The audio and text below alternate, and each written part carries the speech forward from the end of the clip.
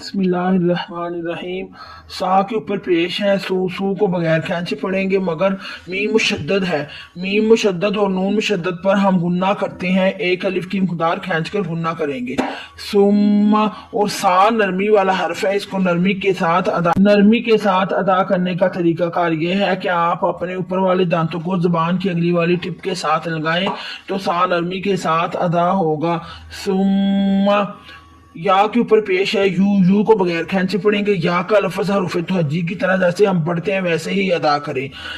अब यहाँ या मद्दा हो रहा है, या साकिन उससे पहले जेर, तो एक अलिफ की मकदार खींचकर या पढ़ते हैं।